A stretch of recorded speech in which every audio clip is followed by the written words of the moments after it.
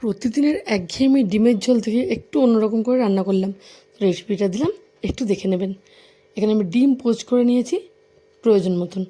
এদিকে আমি কড়াতে বেশি করে তেল দিয়ে এর মধ্যে কিছু গোটা গরম মশলার সাথে জিরে ফোড়ন দিলাম। এবার দিয়ে দেবো বড় সাইজের দুটো পেঁয়াজ, একটা টমেটো। এদিকে দেখুন আদা, রসুন, পেঁয়াজ, ধনে, জিরে আর লঙ্কার একটা পেস্ট তৈরি করেছি, সেটা দিয়ে দিলাম। এদিকে নুন, হলুদ, কাশ্মীরি লঙ্কার গুঁড়ো আর তার সাথে সামান্য গরম মশলা একসঙ্গে দিয়ে ভালো করে একটু কষিয়ে নেবো। একটু জল দিয়ে কষিয়ে নিচ্ছি। এবার গ্যাসের ফ্লেম লো করে কিছু আলু সিদ্ধ করেছিলাম ভালো করে ভেঙে নেব।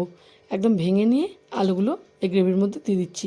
একটু কষিয়ে ফুটন্ত গরম জল দিয়ে দিলাম। আস্তে আস্তে ডিমগুলো ছেড়ে দিচ্ছি। এবার দেব সামান্য পরিমাণ কাসুরি মেথি।